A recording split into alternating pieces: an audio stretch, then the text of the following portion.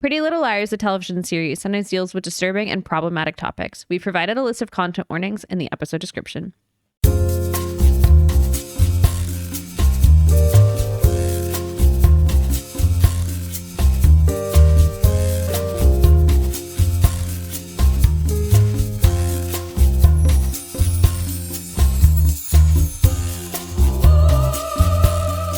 To Dead Ends. I'm Emily. I'm Brenton. And this week we have plot. Oh my God. A dump load of plot. This week we find out who Charlotte's father is, just very casually. My God. I would have never guessed in a million years. The fact that the guest star that you were hinting at last episode that I would have never guessed in the middle of the... Yeah. There was not... I thought you were going to get it because you started guessing people related to Hannah right before, like, this was off camera, but right before we started watching it yesterday, Brenton's like, I'm going to figure this out. And I was like, okay, baby. So he's like getting ready for the podcast, like getting the computer and like walking around. He's like, is it, you said Hannah's dad. Oh yeah, Tom. You said Tom. And I was like, no, it's not Tom. It's another T name. And then you asked someone else that was related to Hannah. And I was like, no, it's not them. And then you went to like Wren, and then, which he was in this episode, but wasn't who I was referring to. Or in the next episode? It was in the next episode. So technically, yeah. And yeah, you kept going from there. Jake, you brought up Jake. And I was like, I wish it was Jake. I think I'd guessed Jake on mic too. So, well, okay. But then also about the recap when we started watching it. Yeah. So then we're watching it. And like we turn on, you know how it goes previously on Pretty Little Liars. And then it shows us like all the clips that are relevant to this certain plot. Brenton's like still trying to guess, right? And so he looks at me right when they show the flashback of Ashley and Pastor Ted going, will you marry me? And Brenton's like saying people at me. So I'm laughing, not at what he's saying, but because of the TV. But he thinks I'm just laughing at him. And then finally, when the preview was over, like, because he finally stopped talking. That sounds so bad, but that's not what I meant. But I was like... Ladies, am I right? Your man at home just yapping all the time. Got yourself a yapper. But then I was like, you literally talked through like the biggest clue, like because I was like, oh shit, they show that, like he's gonna get it, and then I look at you and you're looking at me talking, and I was like, oh, he's never gonna get this. No, he has no idea. So then I had the giggles. And then he became also that Pastor Ted is plot critical. He's plot critical. He's hugely important to this. Mm-hmm. Wild. Never, ever. If you had told me that, I would be like, no, that's not possible. Yeah, you literally talked through your hint, though. I was like, oh. And we just got so much more this episode, too. This episode, honestly, should have been our standalone. It has the most plot we've gotten on this show since a like early season, mid-season finale. Yeah. It's so much. And it's just out of nowhere, because I was not expecting this at all. And it's like kind of just like starting off as like you just kind of go along in a regular episode, and then it's all of a sudden they're like, hey, we're just going to tell you all these things that you've forgotten about and don't care about at all, and we're just going to explain them. We're clearing the board. But I think that's what they're trying to do. But I was like, why couldn't we have put any of this in the previous episodes? Just the last two episodes, we could have had one of these. Just put Pastor Ted in there. What else are they doing? Could have ran into him at the market. Yeah. But should we just jump into it? We got so much to do. All right. Season 7, episode 14, episode 154, Power Play. Now, I also was like, hey, do you think this is a hockey reference? And it kind of is, because in hockey, it's teams of 5, and it's a power play when someone gets sent to the penalty box and the other team has more people on the ice than the other team. So there you go. Aria gets, routed over to the AD zone. I would have never known that. Yeah. It's just fun. I didn't read any hockey romance, so I don't know how hockey works. You're like, I don't know how else I would have come across this. When would I have discovered hockey? Mm-hmm. I lived in the Central Valley as a child. It was 4,000 degrees. Our nearest ice rink was over an hour away. I guess 45 minutes, but... For a San Diego boy, it was hockey video games in college. That's how I know these things. Much like how I learned the rules of tennis from Mario Tennis. Oh, I learned the rules of tennis through Mario Tennis, too. This is also my... Game, set, and match. Change of court. The best part is you hear the little sneakers running, like... We should play Mario Tennis later. Yeah, we should. 64, of course. Although, okay. I don't know how to play it on anything else. Final tangent. They do have on the Nintendo Switch Online the Game Boy versions where you aren't playing the individual like characters, but you create your own where you kind of go on a little RPG and you like play different matches and get stats and stuff. So, No, I don't like that. okay. I want to be Princess Peach and I want to say change court. Tuk, tuk, tuk. All right. Aria sits waiting in Fitz's apartment. Okay. This is actually related to the episode. I was so annoyed that Nicole is not seen or heard from. We literally don't even let her talk. They just send her away. Like, Well, did they have to pay her if she spoke? Were they editing her in? Like, I was trying to figure it out. I get, yeah, right. In the previous episode? Because then why have her standing there if you're not even going to give her a chance to talk? That would have been like a juicy scene. Oh, well. Aria sits waiting in Fitz's apartment. He walks in the door. She tells him Nicole's upstairs sleeping, and he apologizes. She apparently just took off from the clinic. He says, thank you for texting me, and he'll take her back to the clinic first thing tomorrow. Aria goes to leave, and he says she doesn't have to go. Aria's like, I'm not taking the sofa. Nicole sleeps upstairs. Aria says, I don't know what you told her about us, but there's pictures of me all over this place, and my clothes upstairs. Aria goes to Allison's. She thanks her for housing her so she doesn't have to talk to her parents about this. Allison asks about the Nicole situation. Aria's like, I understand he wants to help her. They go into the kitchen and find the board game. They take off the lid, and Aria and Allie's pieces are dancing around in circles while the phone is lit up with code. Aria asks if it's broken. It looks like code, like computer code, is what I'm trying to say. Like almost like a terminal window. And then Aria asks if it's broken, and Allison says it's deciding. Spencer picks up a call from Allison in the morning and is in bed with Marco at the barn. Ooh. Allison is angry that the board game is at her house, and Spencer is surprised that it's at her house because she's explicitly moved it up to the loft to not have any police officers asking questions. Marco wakes up, and Allison asks who she's talking to, and Spencer's like, nobody, I have to call you back, and hangs up. Marco and Spencer are about to have morning sex when his phone goes off. He checks it for an update on a case, and he's like, ooh, I gotta go, and heads off. He says he can't tell her about the case, and he'll call her later. Hannah's at Lucas's apartment on the phone with him. Sounds like the investors didn't move forward. Emily comes home and followed Sydney all night last night. And Sydney had apparently dropped the tracker on a Greyhound bus and led Emily on a wild goose chase. Hannah's concerned because she didn't complete her turn on the board. And Emily's like, well, Caleb got hurt. That was probably only your punishment.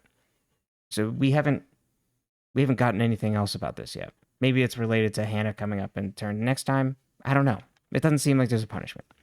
At school, Emily asks Paige what she missed at the staff meeting because she was late. Emily invites Paige to lunch, but Paige is having lunch with the principal. Paige got offered the assisting... It sounds like she's in trouble.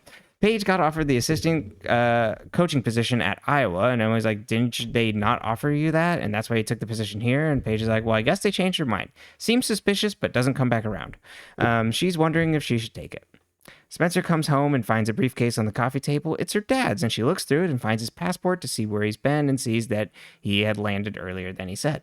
Peter walks in the room, and Spencer dumps that she knows about Mary and that he flew into Pittsburgh a week ago. She asks where he was. He was like, I was looking for Mary. I didn't want to let her do any more damage to this family. It was a mistake, what I did with Mary, but I don't regret what happened because we got you. He didn't find Mary, but he's working with an investigator to find her, and Spencer says, chase her away again so I can't see her ever again. Allison and Emily talk about her pregnancy. Allison made an appointment to get an abortion. She's taking back control away from Archer after manipulating her. Do they ever say the word abortion? No. They do not say it. That's what I thought. I was like, that's a big thing to me. They don't say the word. Mm-mm. They never say it. It's just, I have an appointment at the clinic. To terminate the pregnancy. Yeah. I think that's what she says. She's going over the weekend, and Emily offers to take her there, and Allison accepts. They hug, and there's a knock at the door of the classroom. It's Marco, and he's there to speak to Allison. Fitz explains to Aria that Nicole felt she was trapped at the clinic, so hopped in a cab to get away, and she went back to the first place that she used to call home. She's seeing a therapist to help her adjust to her new life. Aria asks back to her old life, I should say. Aria asks if she knows everything now, and Fitz is like, well, the wedding dress in the closet was a big giveaway. She told Fitz that she wants him to be happy, and Nicole gave Fitz her blessing, is what I'm trying to say. He apologizes for being a bad fiance, and that Nicole being alive doesn't change the way he feels about Aria. Nicole will be leaving in a few hours, and then they can go back to normal. Marco tells Allison about the finger that was sent to them at the end of the last episode, and that it was Archer's. The finger was from tissue that was decomposing for a while, and the police are treating the case now as a homicide. He asks for her help in the investigation. Allison says he was a con artist and he treated dozens of patients without any medical training, so any of them could have gone after him. Marco says, well, including you. Allison says, I don't regret him being gone. Marco says Mary Drake is a suspect since she's missing and she has a connection to Archer. Friends gather at Allison's to discuss the case. Hannah is incensed about AD sending the finger to the cops. The board game lights up and all the pieces are at one end of the board other than Allison. She's on a mystery location spot. They hit the phone and it says, solve a puzzle to get away with murder or fail and go directly to jail.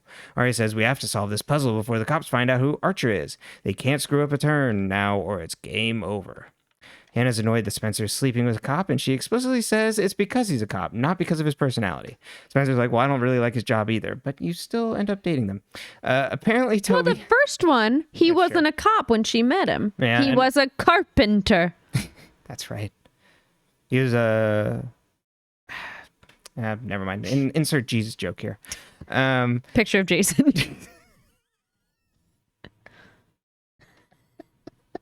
If only we had like a little switchboard. Oh, that's great. And as I said, I am pro Marco. You were gonna say Jesus Jason.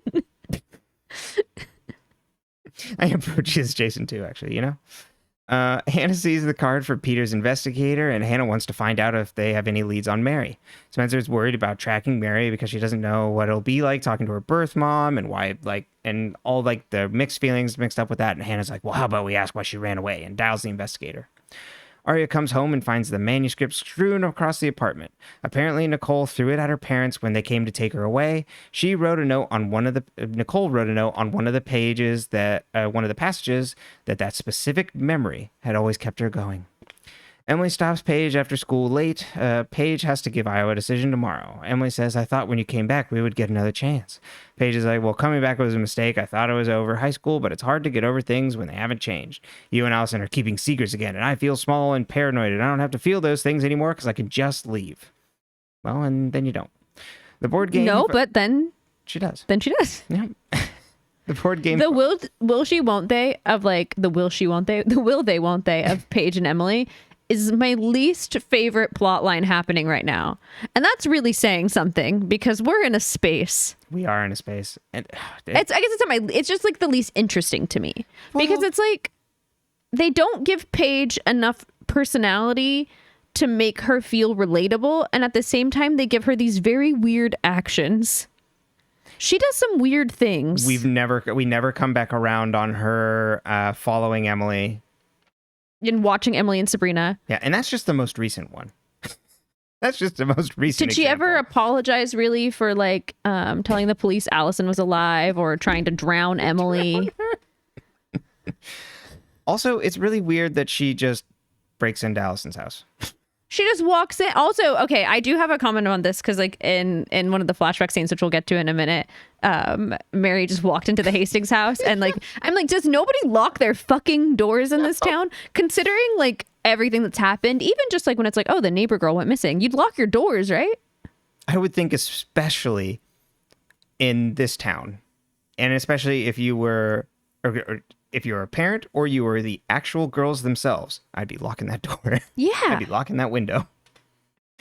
There's no summer breezes for you. You are indoors. Well, you commented earlier. It's well, yeah, when we were watching it, of just they just leave it open, and AD, they don't question that AD's just coming in and moving around the pieces. Yeah, the idea that AD moved the game board from Spencer's loft to Allie's house. It makes me think of the scene. Is it in season 4 when Mona's oh, I went to get everyone coffee. Don't worry, Emily. I took your car. I have a spare. Oh, and it's the idea that they all just accepted the fact that Mona could just break into their house in their car at any given moment, and no one brings this up again. Right? They're just you know what? It's totally chill that she could just walk into my home and murder me because she wants me to play a game. Que sera, sera. A very unfair game that frames me for murder. I'm definitely dealing with a very normal person. Mm-hmm. I should expect them to not just kill me in my sleep. Right. Or do wild. any number of things. If I were them, we'd be all sleeping in one house, in one room, with all the doors and windows locked. Right. And if someone was oh, I want to go hang out with my boyfriend, that's too damn bad. Also, if they're AD can't keep messing with us and making us play this game, we'll just lock the door, and they can't get in and, mess with the pieces. But I think at the same time, then AD will just frame them for murder. Yeah, fair I mean, enough. it's not. I guess AD will just expose murder. Yeah, exactly. There's no framing. Unfortunately, girlies, you did it this time. And then also Spencer is leaving it later open because she's getting messages from Mary Drake. And Mary came in and drank a bottle of wine.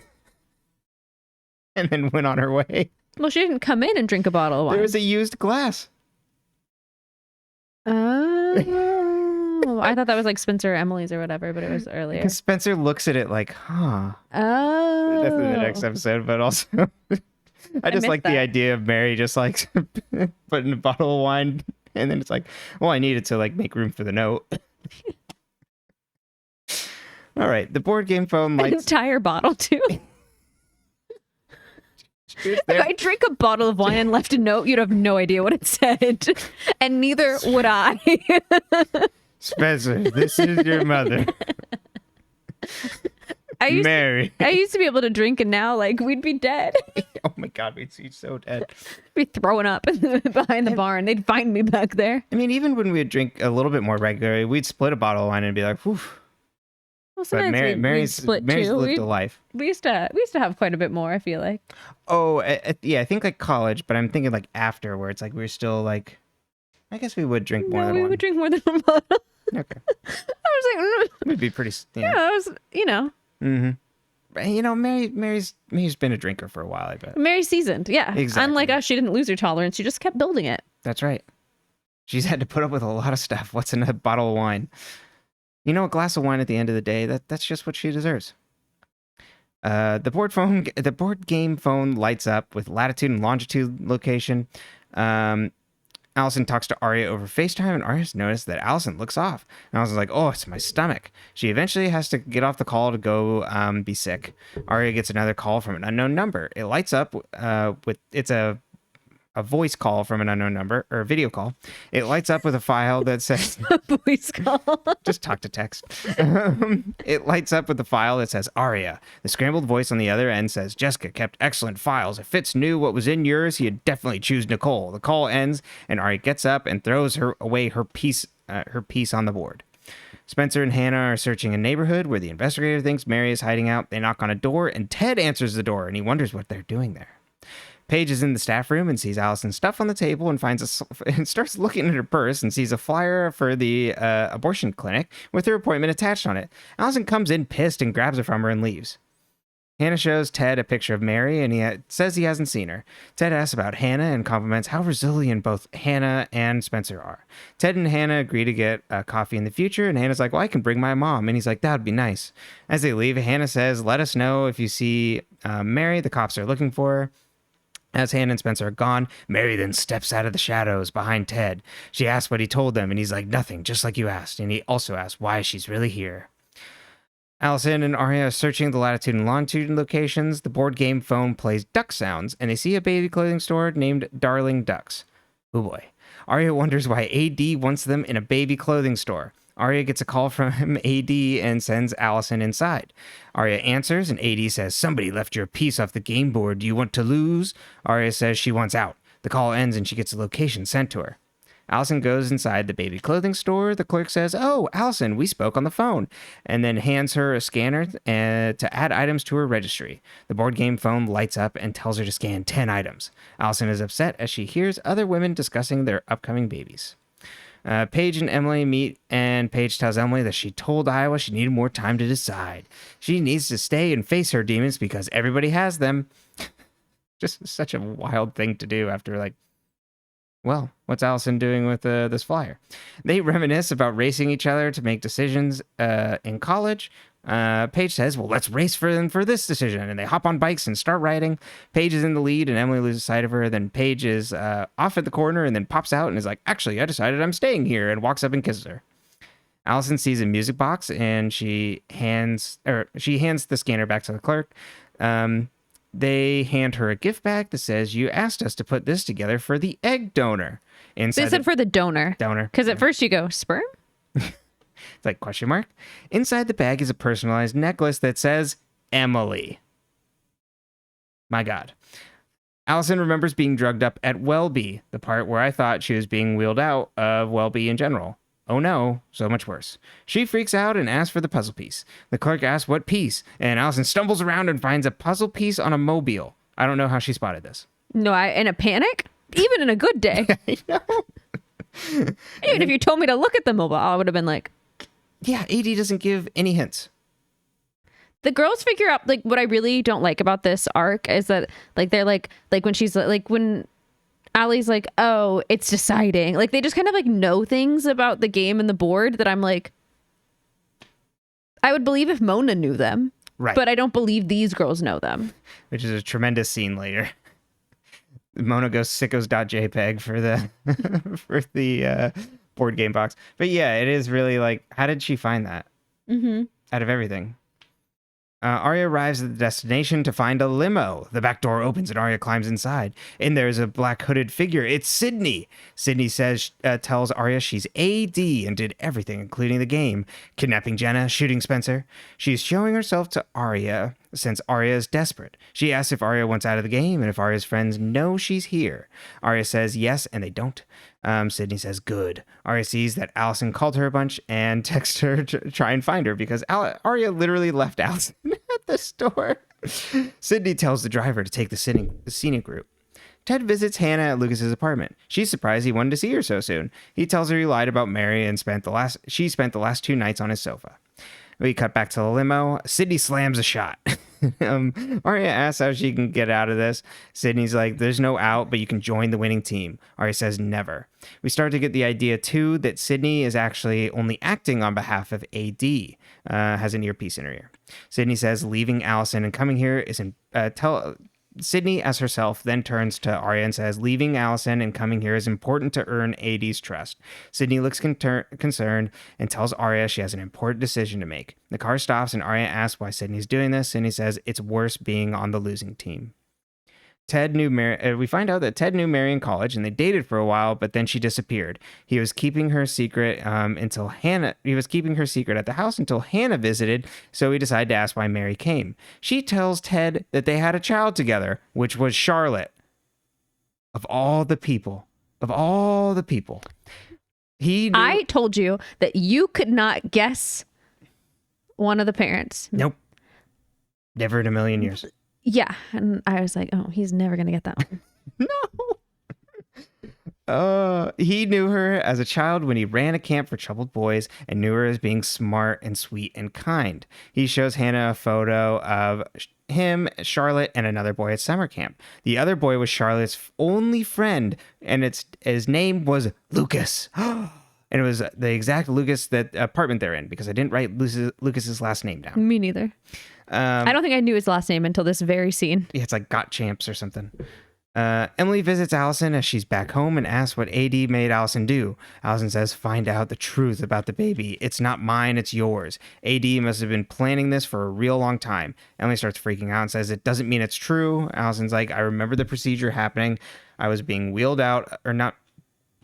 I remember this like happening. I was wheeled out of my room at Welby and I was like trying to stay conscious, but I couldn't. Spencer comes home to find Peter in the barn. He has been waiting and found out that Spencer was looking for Mary. He tells Spencer, Mary is dangerous. Spencer says, you've been lying to me my whole life. Peter says, there's things about this woman you don't understand. Spencer's like, well, be honest with me or I'll leave forever. Peter says, well, the last time I saw Mary was when you came back from rehab. Flashback to when Spencer was in her room and we saw Jessica behind her. Turns out it was actually Mary, and Peter was downstairs and caught like Mary sneaking down the stairs, but he thinks it's Jessica, and Mary's like, I just had to see her, just one look. She's beautiful, isn't she? Our daughter. Back in the present, Spencer's like, she wanted to see me. Peter's like, no, she wanted revenge. Mary was unhinged. Jessica told her Charlotte was dead, but she found out she was alive. She turned on Jessica, and when Peter tried to intervene, she turned on him too. She killed Mary with Peter's sleeping pills, or used Peter's sleeping pills to drug her, and then killed Jessica, and tried to frame Peter for it. Spencer says, are you sure they were like sisters and twins?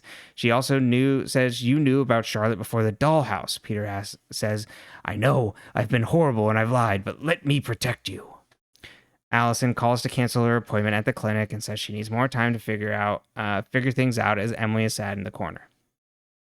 Spencer and Hannah are also over as Aria comes in late. Spencer asks where she was, and Aria's like, oh, I was just helping Fitz. And Emily is pissed that Aria abandoned Allison. Spencer tells Aria about what happened to Allie, and Spencer encourages them to stick together and not let the game rip them apart. The phone starts beeping, and they see the phone cycle through young pictures of them. It lands on Hannah's picture, and Emily's like, it was supposed to land on Aria. They all act like this game is supposed to be fair. I know. And that's like my favorite part. Because it's like, even if we didn't know, like we know what we know about Aria, like they act like A is going to play a fair game against them. And what makes you think it would go in an order? Yeah. Emily's like, it was supposed to land on Aria. Hannah freaks out. It's like, I can't do this again. And Emily's like, the game has to be broken. And Allison says, no, it knows exactly what it's doing. The other friends minus Aria leave the room as Aria gets a text from AD asking if she made a decision. The end. Okay, pick a girl to start with. Who do you want to start with? Oh, okay. Aria might be the least complicated. Okay. How did Nicole get into the loft? And how did no one think to look at the loft when... Did Fitz, like, lose his keys? Yeah, did she take his keys? And then, like, bolted out of the clinic? Or is this, again... Was the door unlocked? Just a door unlocked. Even though we made a big deal. Well, Sabrina's no longer around, so Aria's just leaving the door open. I have so many questions about the logistics of this. Like, the idea that, like, she just walked out and no one stopped her? Yeah. She just like bolted somehow, and nobody would. Even the person at the door when like Aria tried to go was like being defensive. Like you would probably notice if someone came running out, especially since like she knew her by name. I am not a therapist or a psychologist. I've taken one psychology class. It was AP psychology my senior year of high school. Yeah. Can't remember, one of the two. And my deep bench of experience is psychology 1 in college. But I feel like maybe taught by Philip Zimbardo. Not telling I feel like maybe not telling someone exactly what has changed in their life all at once, it's probably honestly not a good idea. Like to deny her the chance to be reintegrated into reality and to then trap her in a space after she's been trapped and not give her all of the information, like that would be my breaking point. No wonder she bolts. Like I wouldn't, if you survive the getting out and all of that, the idea that like when the girls came back from the bunker, they didn't hide the truth from them. They didn't hide the fact that like, you know, no one knew what happened and the police were super incompetent. You know, like no one hid that from them. Mm-mm. And no one was pretending like things didn't change in their lives. And you know. And they reacted poorly when Hannah was the one who was trying to pretend like her life didn't change. And then, you know, so it's very interesting to me that they took this approach with this. It was obviously for the plot, like in my mind. I don't know enough about psychology to be, I don't know, maybe they do this, but that seems really fucked up. So I will say it does seem at least intentional with the show that this is the wrong way because of why Nicole ends up at Fitz's apartment. It's like, because... it's so cruel to to deny her reality. Like, let's say that happened to me and I came back and I was like, oh my God, I'm back with Brenton and we're going to be okay. And yada, yada. And then you're married or going to get married. And you and my dog have moved on without me. I would be mad. Right. And you don't find out from me. You find out by leaving the clinic and running going back home. To the house we shared. Yeah. That's now no longer yours. I mean, technically, I think it was always in Ezra's name, but because he owned the brew. But yeah, and I think what we know about Fitz is that he tries to fix things without telling people the whole truth. Sorry. I was going to say, and it seems like the parents are in on the same wavelength because they are, as he says, treating her with kids' gloves. When did Nicole have time to write notes and read the book? She was there for I read fast. She was there for one night. Yeah, I guess did she just stay up reading the book?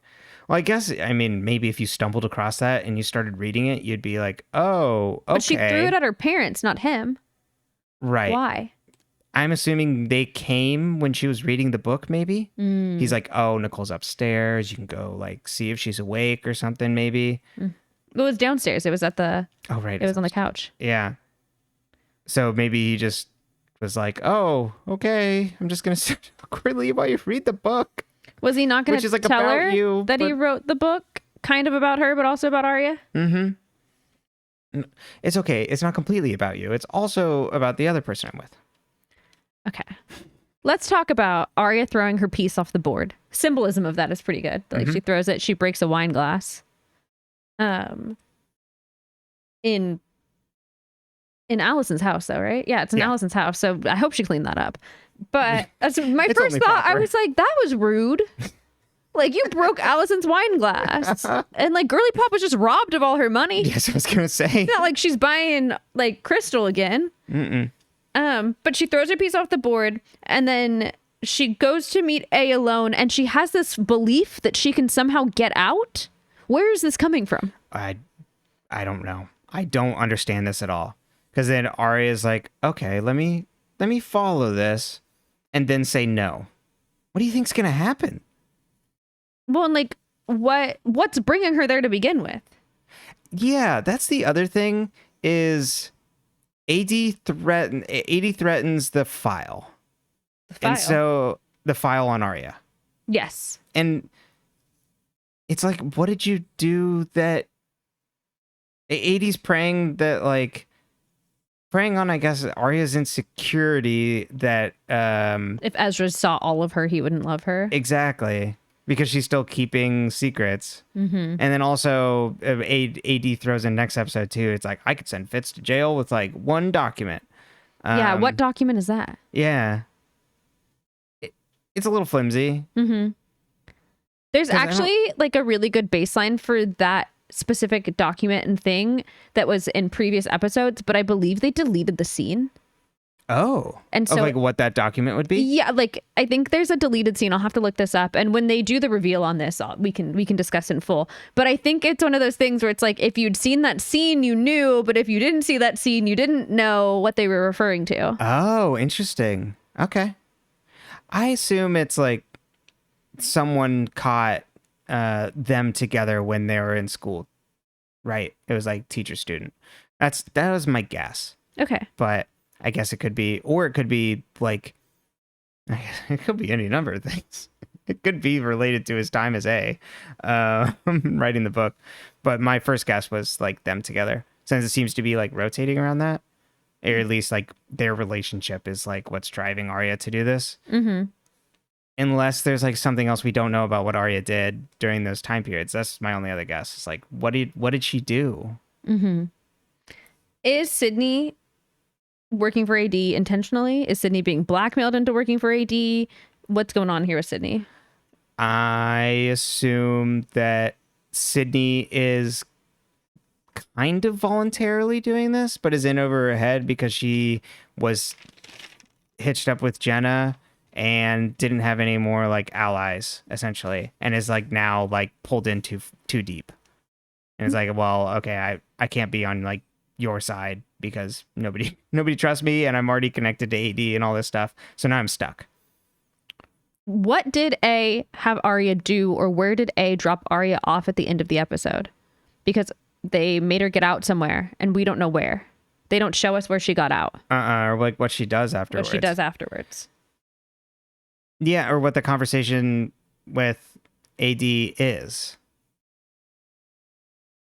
I assumed that like Aria was gonna meet with like an AD or another proxy of AD when the door got opened, and that there was like more of a conversation. I assumed that's what it was. It was just more of a conversation with AD that we didn't see about like, join me, Aria. We're more alike than you think when you know.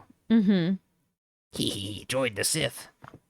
A la Mona trying to recruit Spencer at the end of but a little bit more forward thinking about this. Before like AD's plans are all blown up and it's just like, well, last minute.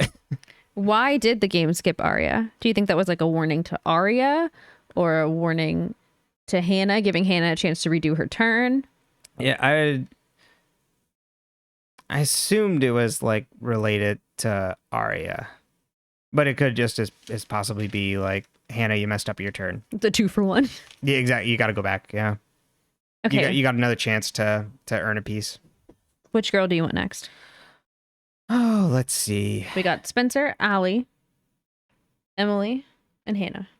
Boy, maybe we should talk about the baby, huh? Okay, so Allie, a la Emily, so those will kind of feed we can segue in, yeah. Okay. I can't believe I called that. I'm very proud of you. It's so dark, though. Like, it is ridiculous where this is going. This is what I told you. It's like, it's a horrible plot line. Like, it's really upsetting when you stop to think about it outside of the like silliness that is Pretty Little Liars. Right. Of that she was taken away on not under her own control when she was already institutionalized and then impregnated with someone's else's egg and also sperm that she doesn't know. Mm-hmm. That's horrifying. And also, like, to what end? Mm-hmm. Is it just to mess with them at the very least? Because I guess the father would then have some sort of like relation to like how this is going to shake out. Do you think we'll find out who the father is? Yeah. And who do you think the father is? I haven't a clue. Truly, because I don't know what the impact is supposed to be. I think that's what's hard here. It's like, what would, I guess, freak Allison out enough, or it's hard to guess without knowing the intention of this. And I'm pretty lost on what the intention is. Like, that's fair. That's fair. You know what I mean? So it's like, I don't know what, male or like whose sample they took to do this. It's like, what, if I like start thinking through, it's like, okay, what would be the impact if it was Knowles? Like, that'd be, I guess, just like their torturer, maybe, but then wouldn't have been the same if it was Archer's, which it's not. What's really upsetting to me about this plot line too is we miss a chance to talk about abortion in a very positive light. Yep. Not that it's ever like an easy thing to do.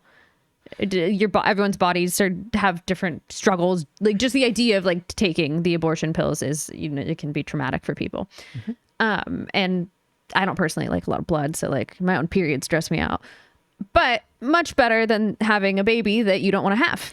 Yeah, and they frame it. And they framed it at the beginning as she's like, I'm going to reclaim my life and I'm going to get my life back by doing this. And I'm like, yes, I love that. I think that is a beautiful way to frame it. I think that's an amazing way to approach this subject. I think that showing abortions in a more positive or neutral or self-empowerment light is an amazing thing to do in media. And we don't do it enough. And then they fucking backtrack it. And they make Emily into this person who, if she was a man, and even as a woman, I judge her. But if she was a man, like, I would have been like, ooh, this is a downright manipulative kind of creep being like, I want you to have my baby. Because, like, they're not together. No. They did not plan to have this baby together. It is not Emily's body that is giving birth. Emily chose to donate her eggs. And, well, granted, that whole thing went haywire and it's absolutely traumatic what she's going through as well. It's just not, I hate it. It's so gross. Yeah. It that we have to like turn this into an empowerment win through the like nuclear family of like the traditional family structure but it's like, it's a twist with two women. It's like, but the child needs two parents and they need this. And it's like, why can't Emily support Allison doing what's right for her body and getting an abortion? Right, yeah. And she was going to, but then when she finds out it's her baby, she's not. And I don't like that. No. I don't want to be with someone who would be like, oh, if it's someone else's baby, I'd support you in it. But the moment it's mine, I have a problem. Yeah. Like, are you giving birth? Absolutely not. It's really gross. And a running theme over this episode that I think we'll be talking about too is that the show is very good at least pointing out it's very good at playing on the fears of like women's issues, majority of them being like cis women's issues, or at least this is specifically anybody with like ovaries and things like that.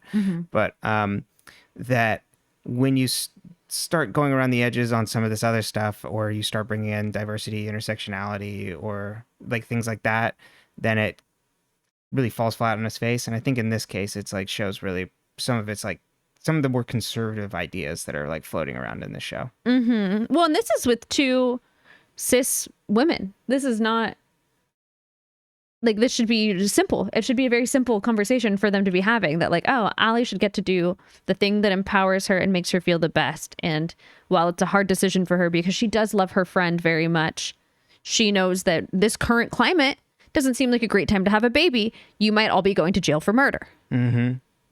And then it also goes back to what the intention was with but doing this to Allison, like what this all like means. And well, Archer did this while he was still alive. Like this was a choice Archer made, we assume, because he was the doctor.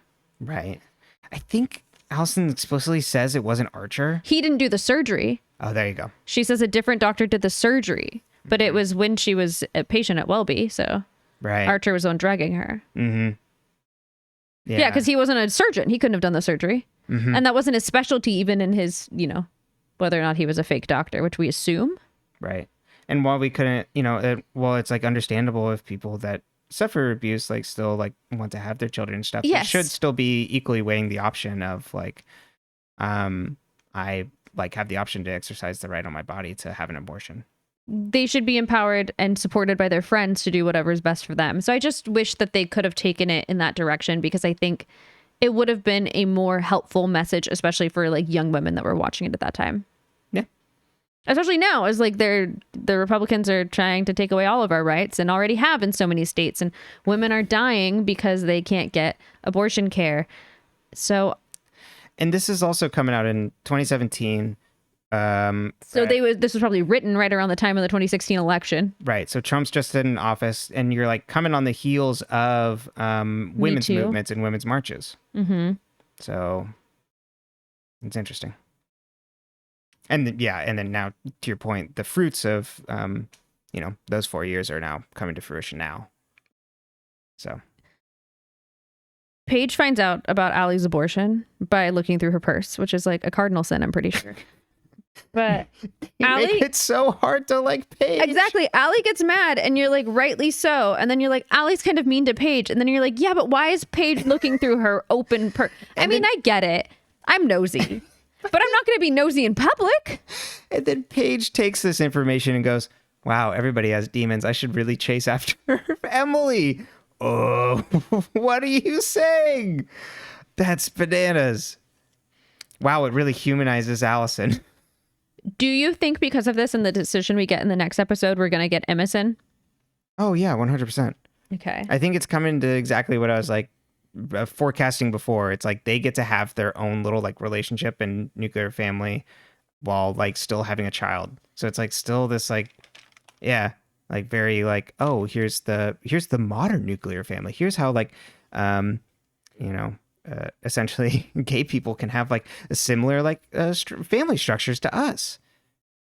Forcing people into boxes instead of letting people just live their lives. Yeah. And it's just like a really like, wow, isn't this like unique? And it looks so similar to our current structure. And it's like rather where like the people that are like with LGBTQ plus like have like completely different like housing situations and like relationship situations and things. Well, all people can have that. Like right. You can be hetero and have a polyamorous relationship, or there's lots of different family styles and types. Like, yeah, and it doesn't mean you necessarily have to have a kid and settle down like that. No, so no one forces you to have. Well, hopefully, no one forces us to have children. That's a right I'd like to keep. Yeah, it's all real tied up in this. It's yeah. Spencer or Hannah? Let's go. Oh, excuse me. Let's go Spencer. Go with the other big stuff. Let's talk about Lorenzo. Oh, Lorenzo. He's in Spencer's bed. He's like naked. Marco. Why did I wrote Lorenzo?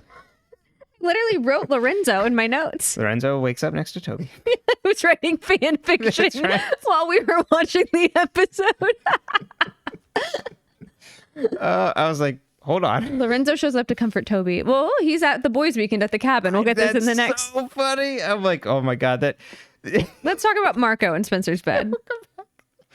Yeah, I mean, like I said, I'm all for this relationship when again the other shoe's gonna drop. Mm-hmm. I just have a feeling this other shoe's gonna drop. But for right now, I'm enjoying this. It's like fun. They have their own like little sexy time there. Why did Peter go look for Mary right off the bat? Like, what choice was that? I can't comfort my daughter, so instead I'm going to try and shout at women. Is he telling Spencer the truth at this point when he finally gives her info? The cutting away from the flashback is probably it makes it seem like he's not. You know, where it cuts the flashback of like, our daughter was so beautiful, Peter, or is so beautiful. That I think they just didn't want to have to film so many extra scenes. I think so too, but it makes it seem so much more untrustworthy. Like that he's not actually, that he's not telling Spencer the truth about like the next steps of that conversation and what happened next.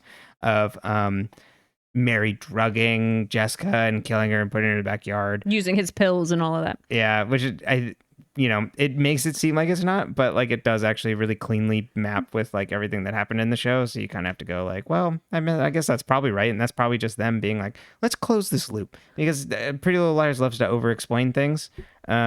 And I'm like, I don't really think we needed to close the loop on that.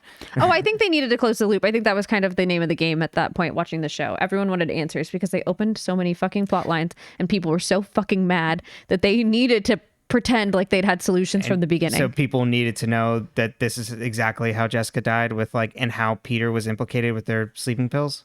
With his blood pressure medicine. Because that was part of the plot, but then they just drop it. Also, one of the things I thought about watching this was like, we never solved the mystery of Jessica De Laurentiis' murder, and the police really didn't try. Be like, Peter, if Peter was being framed, you'd think they would have charged Peter. Nope. They're just... That's like a lot. Why would we do that? Was Mary really the creepy Jessica in Spencer's room after rehab? I assume so. Okay. Because then... Well... We don't really see... I guess we do see Mary dressed up as Jessica, a ghost Jessica. That's true. Yeah. Because it's like, I'm trying to think like why Jessica would want to pretend to be Mary. Oh, yeah. Like there's no... If we're believing Peter's narrative at all. Uh-huh. But how else would Peter have known that she was in their house? Because Spencer didn't tell them that she saw Mrs. De Laurentiis in the house. So I guess... But she didn't actually see Jessica in the house. She didn't see her behind her? Uh-uh. Only we did. Yeah. So was this the same time Spencer found the dirt in her bed? I think that's earlier. Wait. It might be, actually. So did Mary Drake do it? Kill Jessica? Put the dirt in Spencer's bed. Maybe had dug Jessica a grave and then climbed into bed. Is this around the same time? No, they're not at the same time at all. Oh. When Spencer gets out of rehab and when Jessica dies or not. When does Jessica or Spencer get out of rehab? What season is that? I don't remember. 4 or 5? I think it's 4. Okay, I think it's 4. I'm off by a season. It could be 5. If it's 5, it's the same season, isn't it? Maybe. It's so hard. Does Jessica die before Allison comes back? The day Allison's coming back. As Allison's coming back, Jessica dies, Oh, so remember? that's season 4. It's the beginning of season 5. Oh, wait, okay. Because we get Allison info dump at the end of season 4. Right. Ezra gets shot. Okay, so then no. That is not the same time. Okay. Did Mary really kill Jessica and frame Peter? I don't think so. Okay. But I think... Who killed Jessica? It just seems like we're setting up Mary to be, like, supposedly worse than she is, and she's not. But, yeah, who killed Jessica? I could see it being AD. Okay. Getting into a scuffle. Let's talk about... Or being like, hey, I cleared you a path to come home, Mary. Cleared a little path there. Okay, I could see that. Without actually saying it that way. It could just be like, Mary, I heard this. But that's like the intention. Let's talk about Pastor Ted. A la Hannah. The Hannah section is all Pastor Ted. I really should have just called it the Pastor Ted section, Yep. but... Father, Padre. Exactly. In more ways than one. Uh-huh. My God. Is his story about Mary Drake true? Do we trust Pastor Ted? I actually really do trust Pastor Ted. I think he's the most trustworthy adult on this entire show. Like he couldn't even handle lying to her for like an hour. I know. He's like shaking there with his beer. And then also even when they do like tie him up in the story of like, oh my God, he had a kid with Mary Drake. It's like he would have never known because they were dating and then Mary must have gotten put back into Radley. Mm-hmm. So then he would have never, ever known because she was shut in there when she had Charlotte. Mm-hmm. So how would did Ted ever know? And then also that Ted still ran into Charlotte and was like a positive impact on her life, being just like, well, I guess we don't know that, but they seem like they're having a really good time, like being, because he runs this like camp for like boys. For troubled youths or something. Troubled youths, yeah. So he's just a nice guy. He's been dealt a really weird hand. Yeah. My other questions about this were more about Lucas, but we'll discuss them more in the next episode, kind of, because we get more answers. So last but not least, do you think the girls are going to get caught for murder? Yeah, eventually. Okay. All of them, or just the ones in the video? Just Hannah and Spencer? Oh. Yeah, maybe just Hannah and Spencer. At least Spencer. It's going to end up where Marco's going to have to arrest her. And whether that's like Marco being like sickos about it, or if he's and just ends up being a I'm the cop with the heart of gold. I guess we'll see. Season 7, episode 15, episode 155. In the eyes abide the heart. No such insight on this episode title. Emily asks what Allison's going to do about the baby. Allison asks what Emily would like her to do. Emily says, well, it's not up to me. And Allison asks how she feels. And Emily says, I feel angry, violated. And Allison's like, I just feel exhausted from how angry I am. Emily's like, maybe we can go verify it's true. And Allison just sadly says, okay. Aria's outside a bar, hiding next to a dumpster. She gets a video call from AD. It's like so now we get like a deep fake of like Aria speaking to her for AD on the video call. A deep fake of herself. They tell Aria that she's going to play along unless her friends find out she's contacted AD and Fitz is one document away from going to prison. They tell Aria that they'll work together to end the game.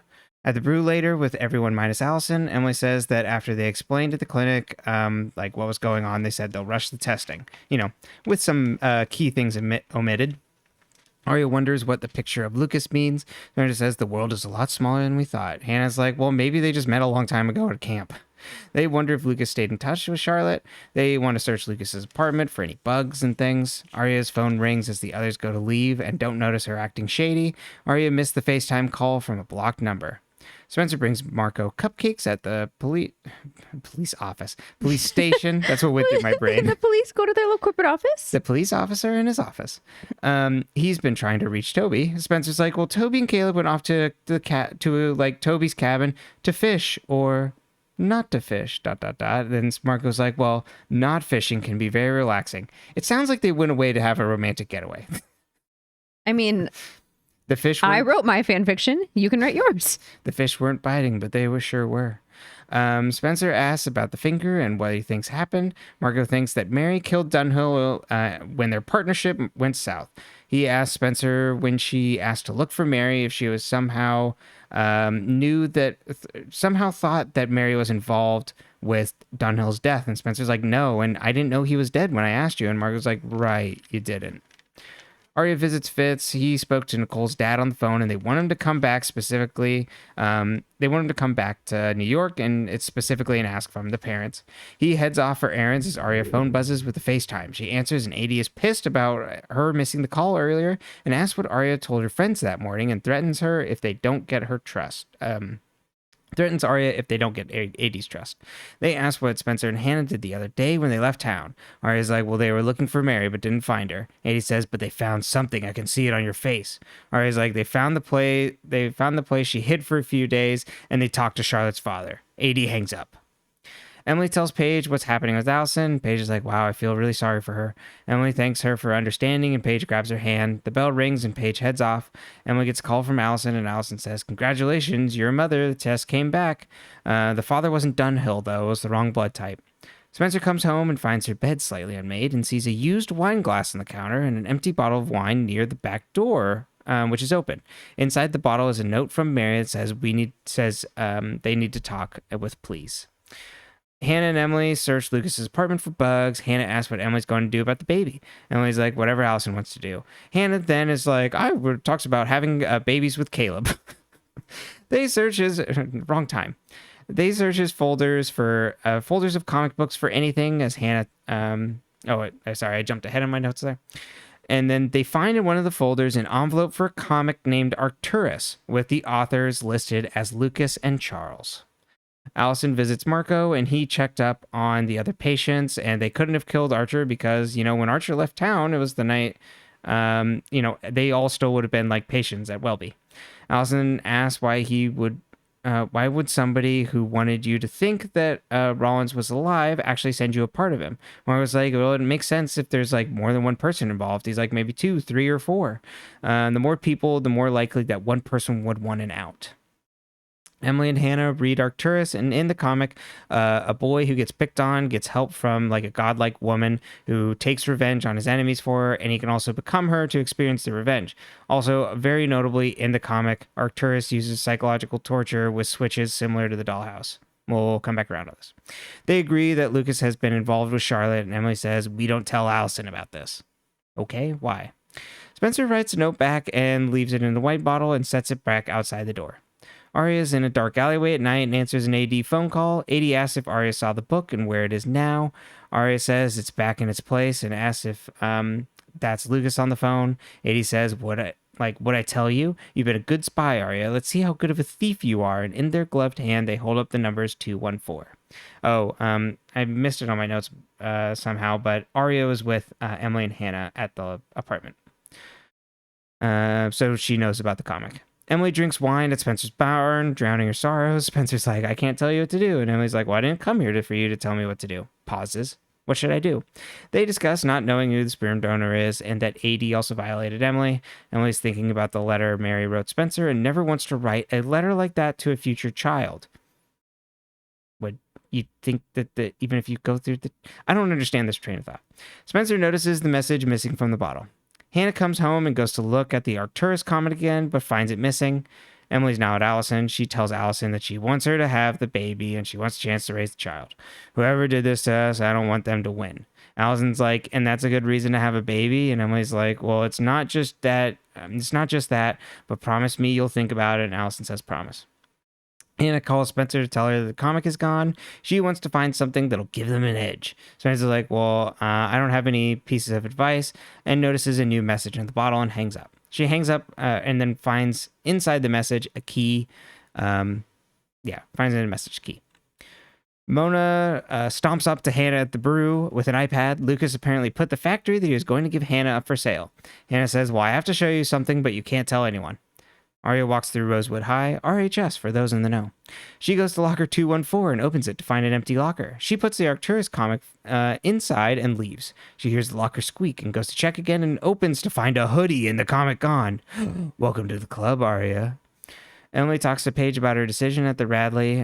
Paige says it'll be yours and Allison's baby. Emily's like, I don't want to force her. Paige says Allison is having your baby and gets up to buy them drinks.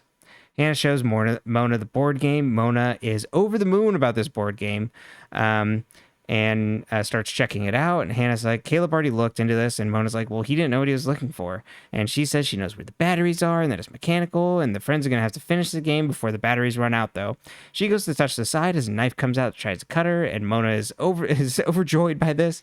She's like, sometimes you just have to admire the craftsmanship. I wish I could have built this, the mind to conceive of this. It's beautiful. And then starts taking pictures of it. I love this. Mm-hmm. Paige wants to take the IO job now, and Emily's like, we can try and make this work. And Paige is like, we would all be miserable. Paige says this is the third time she said goodbye to Emily, and she'll never say it again. Emily's like, I have to do this. And Paige says, of course you do. That makes you Emily, and kisses her. I don't know what that means either. None of this means anything. They're all talking in circles. Spencer goes to the Lost Woods, and the key she received opens the door. It's all dark inside the office. Aria arrives back at Fitz's to find his bags packed, and he's writing in the middle of writing a note to Aria. He says Nicole's parents need him there in New York as they pick out a new doctor. Aria's like, do you believe that her parents can't handle this on their own? Like, what happens when we're married? And he's like, Aria, you're putting me in the middle of this. And Aria's like, you put yourself there. I didn't put you there. Fitz says Nicole's world went upside down. And Aria's like, you can't fix this. Fitz says, I'm not trying to. And Aria's like, yes, you are. I always try to fix things, so I would know. It says I can't make any more mistakes. I'm trying to make this right for everybody. And Ari's like, well, make things right here. He's like, we'll figure this out when I get back. Ari's like, says his name, and he says, please, when I get back, and leaves. Allison is asleep on her couch when she's woken by Paige. She's like, your door was open. Okay. Spencer waits as she hears footsteps, and Marco comes in into the Lost Woods. He was coming over to Spencer's house, and he followed her when she left. He waited while Spencer waited in the Lost Woods, and it's been an hour. He says every theory I came up with in killing Dunhill keeps coming back to you and the friends, and especially Spencer, who has connections to both Dunhill and Mary. Both connections to Mary and Allison is what I should say. He asked if Spencer knew about Dunhill being at the bar that night, that they were there, and the night he disappeared. Or Spencer's like, no, I don't know what you're talking about. Marco's like, well, his credit card was. And we see in a flashback that Spencer accidentally used Rollins' card to buy their round of drinks. Spencer asked to leave, and he says, I can't stop you. Allison tells Paige that she doesn't have to leave, and Paige is like, I do, and then asks if Allison loves Emily, and Allison's like, well, you can't ask that of me, and then like talks about how she's untrustworthy, and Paige is like, well, you should try being honest with yourself, and then Allison talks about how much she loves Paige, and Paige goes to leave and tells her she's going to have a beautiful baby. Mona shows a map to Hannah she drew of how the game works with magnets and pulleys. Hannah asks if they should cover the camera on the phone, and Mona's like, I think that would just make someone angry. The game board was sealed when it was created, so AD probably couldn't get back in it. When the game finishes, the game dies, and she's like, isn't that poetic? Hannah asks if Lucas did this because he knows games and computers. And Mona's like, well, this isn't just a game or a computer. It's also mechanical. Hannah asks for her help because she's not afraid of it. Mona's like, no, I can't do this. The only reason I'm not afraid is because there's no little Mona piece on the board. Fair enough. You can't pull me back into this game because, you know, it's like an addiction, Hannah. And Hannah's like, well, imagine how you'll feel when you beat it. Fitz sits at the airport as his flight is delayed. He then sees two people arguing. Who are these two people? Spencer and Wren? Wren? With a shaved head that I didn't know who that was. And then Spencer flags him down and calls him over. And Fitz is like, well, I had a bad and introduces him to Wren. And Wren's like, well, I got stuck and had a bad layover. And Spencer was gracious enough to come over here and meet me. Spencer invites Fitz to drink with them, to which Wren looks scared by. And Fitz says no thanks. He walks back to his bags, and Spencer walks over and asks him for a favor. She's like, I haven't spoken to Wren since Charlotte, who he helped get out of Radley. So, like, I don't want this, like, to come up, like, between, like, I don't want this to come back around and for Marco to find out. Can we keep this between us? And Fitch is like, sure. Emily comes to Allison's house. Allison says, I thought about it and I'm going to have a baby if you help me, Emily. And Emily says, of course. And they hug. Fitz is back at the apartment because he's back at the apartment, and Aria's like, well, I'm sorry for what I said earlier, and you can get a flight tomorrow, and I'm afraid of our relationship falling apart. Fitz is like, you're right. I needed to hear that. My flight wasn't canceled. I just didn't get on it. The camera then pans over to Aria's bag as we see her phone ringing. Spencer finds a wine bottle on the floor, and there's a note that says, you brought the police. I understand. Goodbye. Vibes.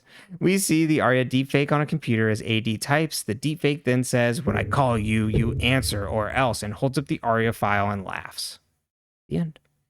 The scene I was talking about, I don't know if it actually is a deleted scene or if it's just really subtle in one of the scenes and they don't point it out. So we'll have to go back and see. Okay. But once we find out. Yeah. Once you find out. Cool. Okay. Poor Emily is still dressed like she goes to Rosewood High wearing shark's clothes. I just kept thinking that the whole time. They will not give that girl like a cute uniform. For a while there, they were dressing her really cute when she wasn't swimming as much anymore. And then they were like, well, now that she's a swim coach, we will only dress her in this one outfit. Yeah. And it's not like the rest of the girls wear normal clothes. You know what I mean? Mm-hmm. Yeah. They're all dressed up. Mm-hmm. And then Emily's wearing like she's dressed out for PE. Mm-hmm. Emily also is showing her Catholicism heavily in this episode. I want you to have the baby for me.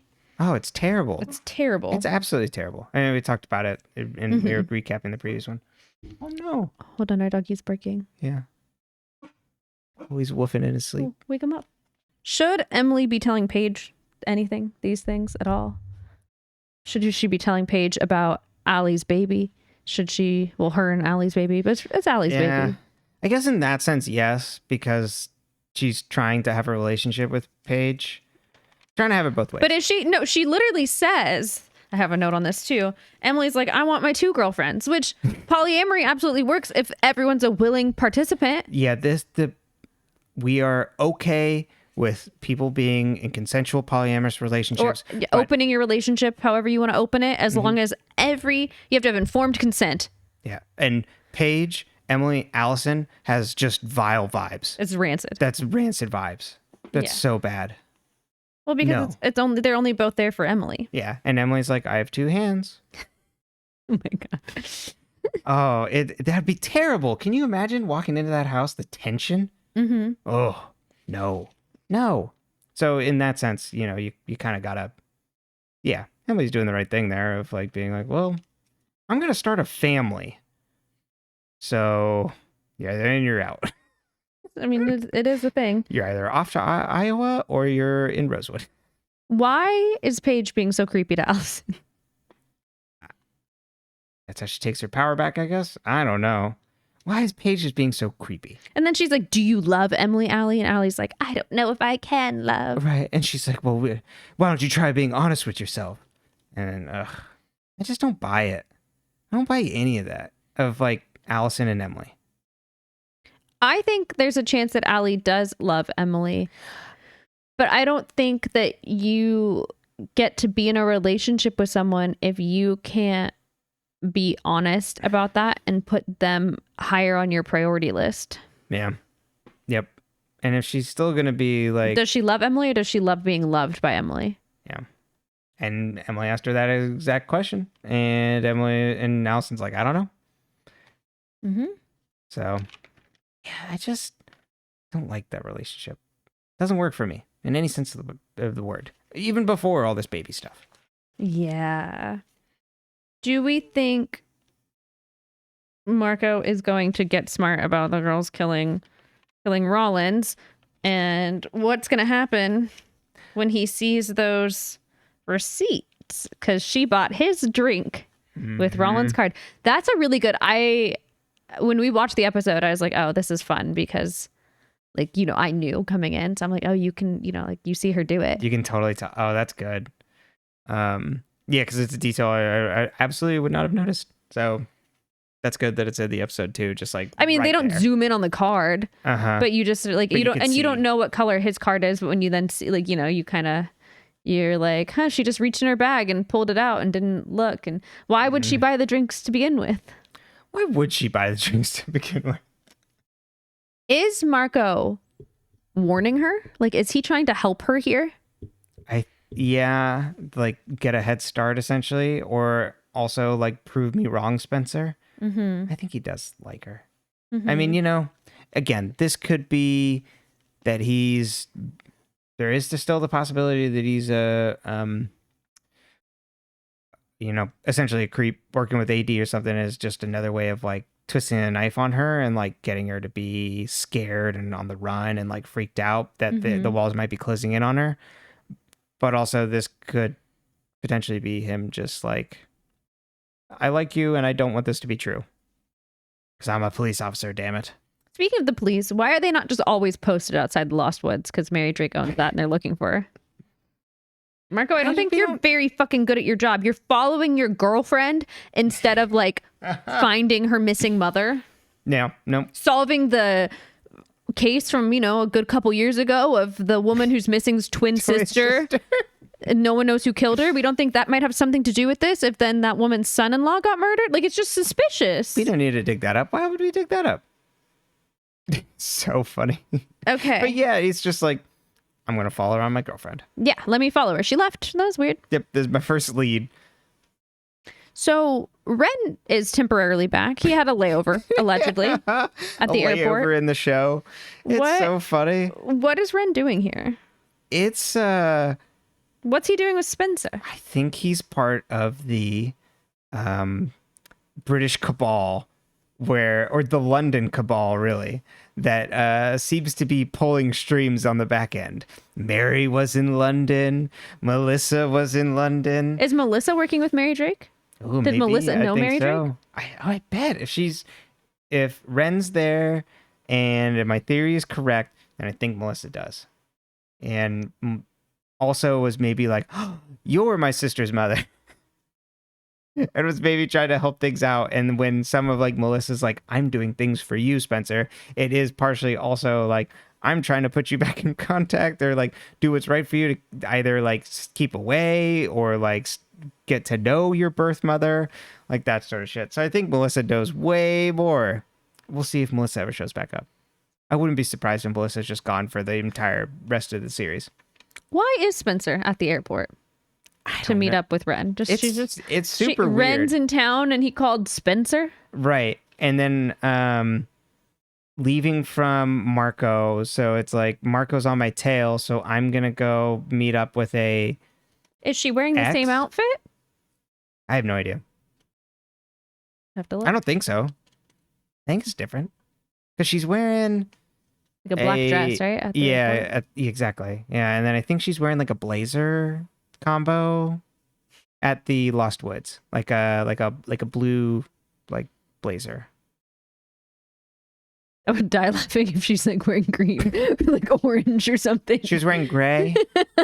It's actually all black. Yeah, so it was similar. It was actually the same outfit. I remember now. It was gray and gray. Oh no. She's perfectly like the pattern of the blue, the red green like the colorblind test. Yeah, I'm like, oh, she's wearing gray checkers. I didn't mean like blue green in that. I just meant like if you were like completely off on the wrong color. Like she wasn't wearing that at all. She's wearing pink. There was no yeah. Does Mary Drake truly believe Spencer brought the popo on purpose? I was even wondering, I'm like, is this even Mary? Was it Lorenzo? Or not Lorenzo, oh my God. Was it Marco? It was Lorenzo. What if Lorenzo's AD?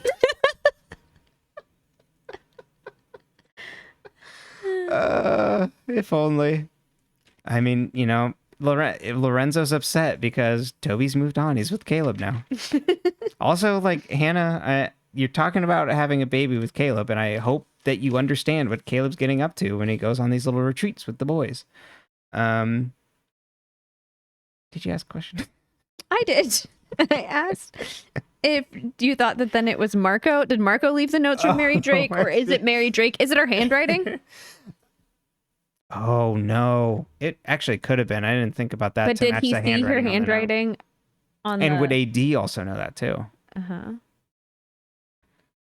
I could see it being. My suspicions were on Marco though, that he was like entrapment essentially.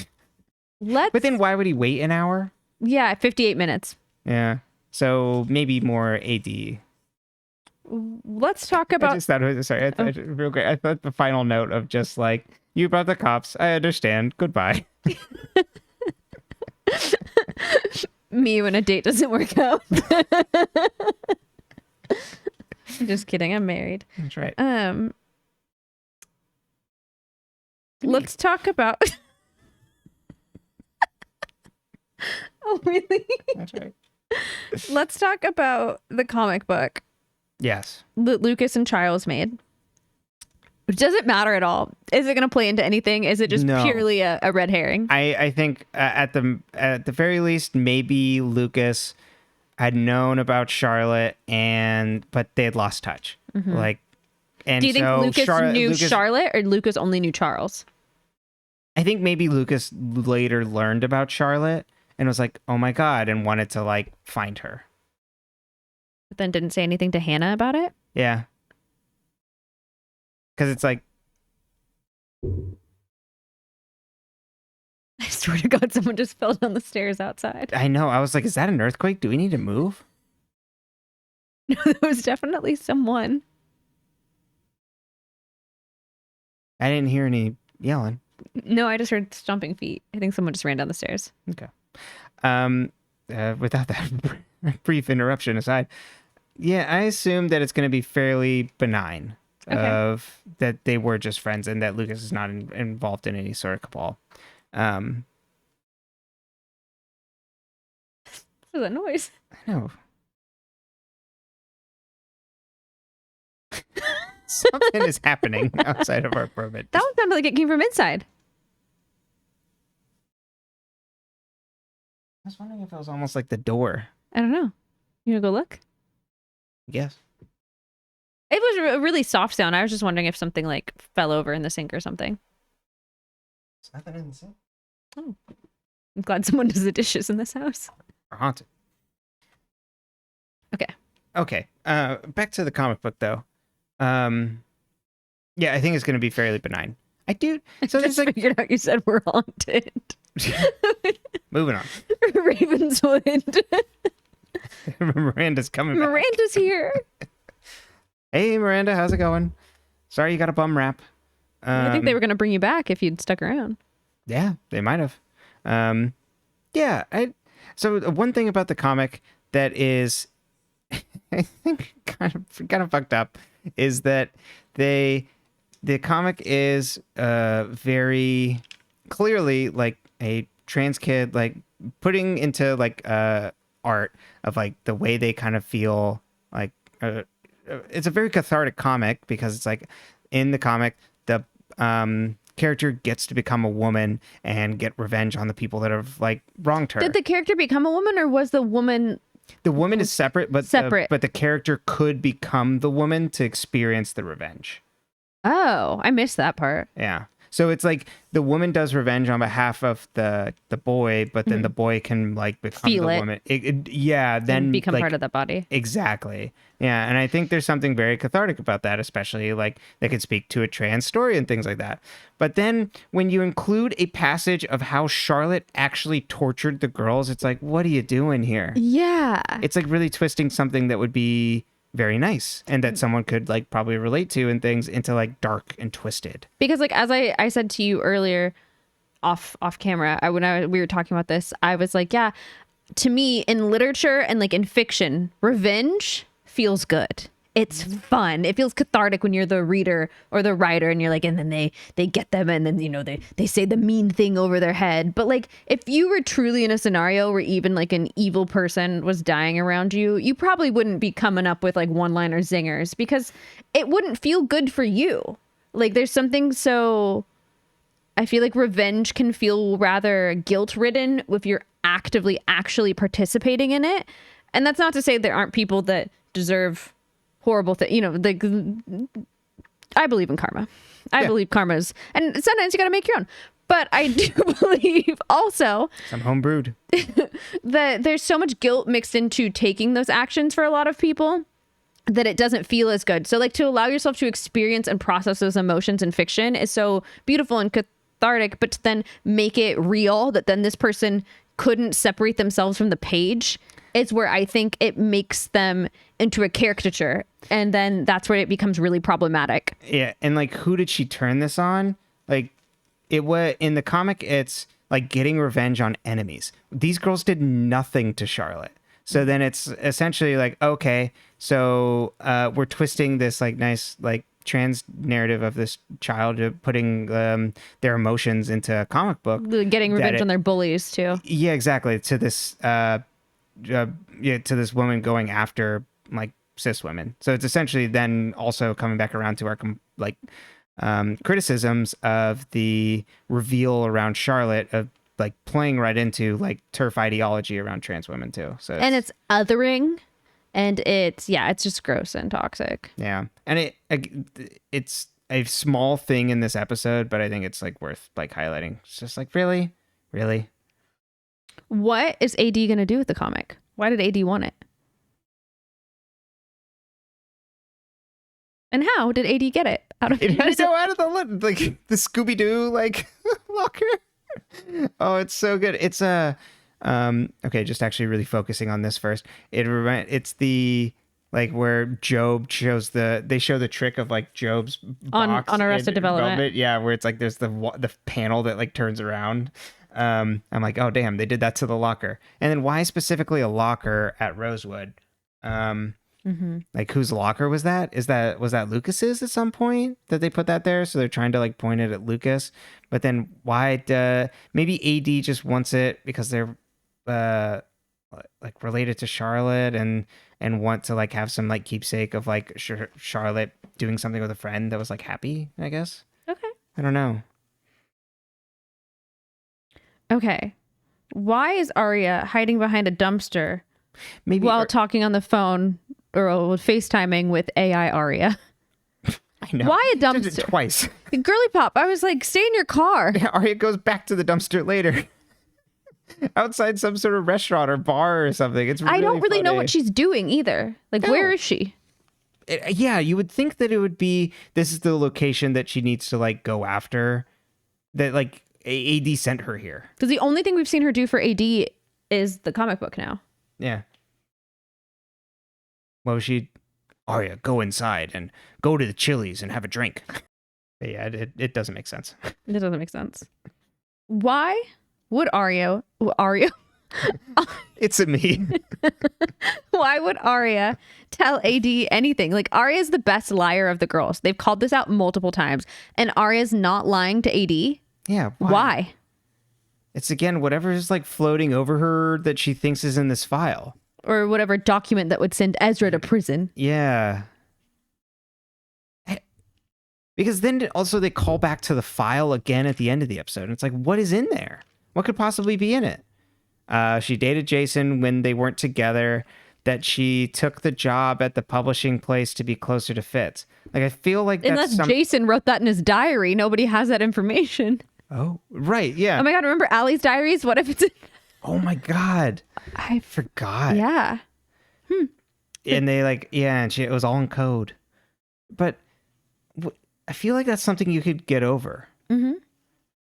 Maybe there were just...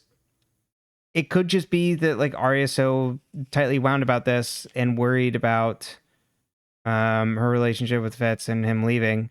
And I just don't find that compelling enough as a reason to like do all this.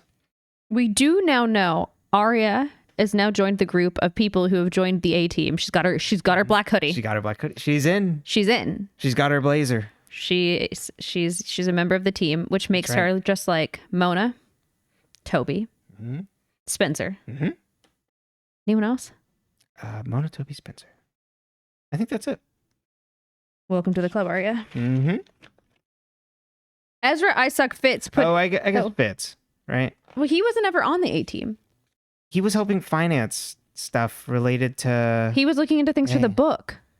I thought he was like also somehow connected to like financing. He was paying CC Drake, I think, for information on Allie. Oh, that's what it is. Okay, so he never was.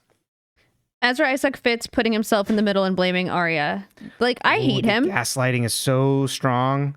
So strong. Like, I was like, I hope he trips on every crack in the sidewalk. Like, that's how much I don't like this man. Oh, I want every minor inconvenience to be the worst for him, because how fucking dare he? It's terrible. Yeah, you're putting yourself in the middle. It's that specific line. And her calling him on it. Mm-hmm. Thank God, finally, Aria showed some growth. Mm-hmm.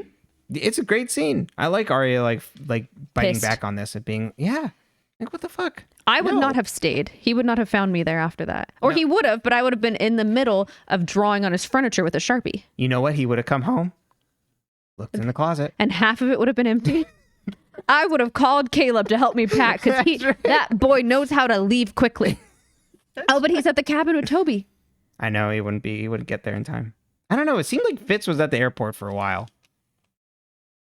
Yeah, and he does have to have a conversation. He does come back. He finally gets his shit together. He comes back. Yeah, but again, yeah, half the closet empty. Just leaving half the closet empty. Okay, let's talk about my favorite thing. Your favorite girl boss, Mona Vanderwall. It's so funny that she's just sickos. She loves this game. She gets it. She's like, ooh, this is man, if I had done this to you, think about that. And I think it's important, crucially, drawing the line here. Mona was never about this with the dollhouse. She likes fucking with people a whole lot and torturing people, but not physically. Well, no, what she said is, why have just a dollhouse when you could make the entire city your game board? You don't need to lock people up to control them. Yeah. That's what Mona's saying. Yeah. She's like, you can turn the whole town into this. When the game ends, the game dies. And she's like, yes. But then also that it's when Hannah's like, you got to help me with this. And she's like, no, I can't do this. And it's like framing again, they've done this multiple times now, because they did this with Charlotte too. It's like, ooh, the game is intoxicating. It's something to be like, there's this addiction to manipulating people that I find hilarious. Is Hannah a bad friend for asking Mona to help and manipulating her into helping? Absolutely. After Mona tells her I shouldn't be doing this? I think so too. I think it's terrible. Mona's like, I'm an addict, and like Hannah's like, but one drink? Have a beer. Yeah. It's just a sip, Mona. Good God. All right. Well, that's all I had for you.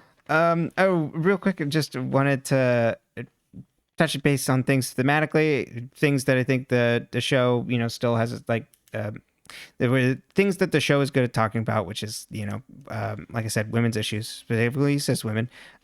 Like the introduction of like deepfake that AD is using to control Aria, which again is another thing that 7 years later we're going like, oh, it's so much worse now, where this is a thing. But they're kind of like ahead of the curve a little bit from what I was looking at Wikipedia before this really starts taking off at like the end of 2017 of like a thing on the internet, which just if people are unaware, that's a way to people use like AI and stuff now to like digitally alter images and like put people's faces on other people's body, like on digital videos, and make people say things. So it can be everything from here's Tom Cruise in a video speaking, which is usually with I've seen happen, to putting women's faces on like porn.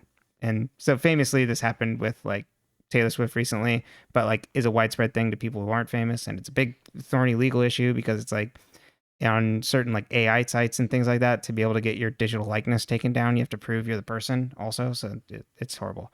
There's an article on 404 that people should read, 404 Media, where a streamer was on a stream and some found out that they had a digital likeness of them on a store that they didn't know about. Oof. Dark. Yeah. So taking like women's bodies like away from them. Mm-hmm. So yeah, I think in this case, like it's like dead on. Mm-hmm. Cool. You ready to take us to Theory Corner, baby? Oh, yeah. Oh, yeah. Well, after last week's Theoryless Corner. Show. Yeah. Cornerless theory? No, there were no theories. It was a theoryless corner. we just sat in a corner. That's right. With 5 minutes of silence. We were in a theory, but it was in a circular room. You've heard those riddles before where it's like, how the room, there's no corners or whatever. Yeah. Yeah. Anyways. It's like the bad one that's like, a boy was in a car accident and with his dad, and the surgeon, or, like is operating on him, and they're like, that's my son. And everyone's like, how? And it's like, it's his mom. Like, this shouldn't be a hard question. Yep. It's one of those. Pretty much. Yeah. That one's much worse because it's like, we're really exposing a lot here, aren't we? Mm-hmm. Anyways. Let us step into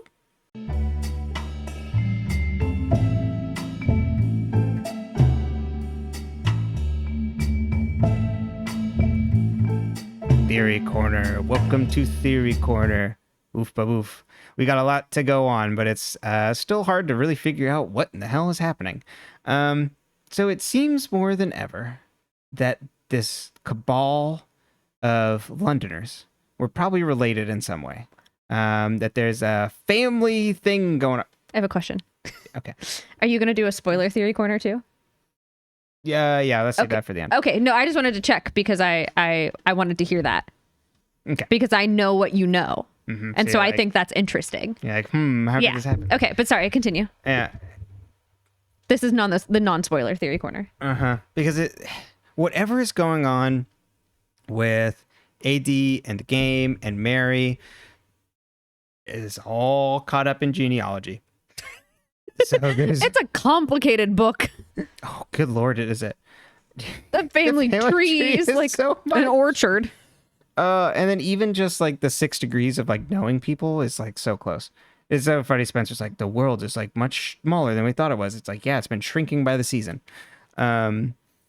So yeah, I still think that this is like some relation to getting revenge on Charlotte, potentially using the friends as pieces to kind of help drive this home. But also, I think we can't ignore the fact that Mona is talking about how intoxicated the game is again.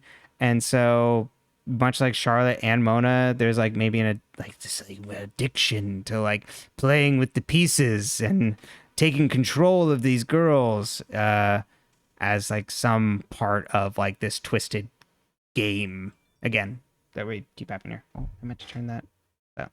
And then so like what I assume they're still trying to like figure out like what and who, like what happened to Charlotte and like who like killed her, by using that by like reshuffling the friends around and things. and also using it to them to Oh yeah, you still don't know who killed Charlotte. No.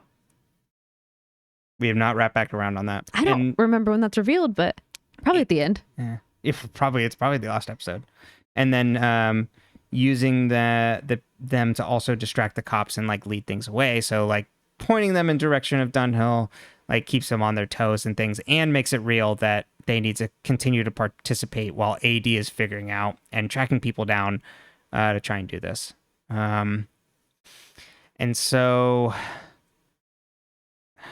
the who killed Charlotte of it all is still, I mean, I hadn't thought of it until this exact moment, but it could have been Lucas. They could have had some sort of like bad blood, and they were gonna like meet up later, and they had like split after being like friends or something, and Lucas was somehow involved with AD things, and so it like ended up hitting a breaking point when they were meeting like later at the tower when Charlotte died. I don't know exactly what it would be. That would be pre-AD. But it could have been the person AD was of like, got it. I think AD is still involved with like Mary and Dunhill. I see. And like them all coming stateside. Okay. The British invasion, if you will. Just like the Beatles. Not exactly. And One Direction. Oh God, yeah. Not since One Direction have we seen this much destruction. So that's probably my best guess of where that's going. And so maybe that the Lucas isn't so, just like benign. But my money actually would more be on that it is actually going to end up being just kind of like whatever. And that Lucas and Charlotte were friends when they were little and at camp and all that stuff. And learned about Charlotte and wanted to track her down, but then missed his chance. Okay.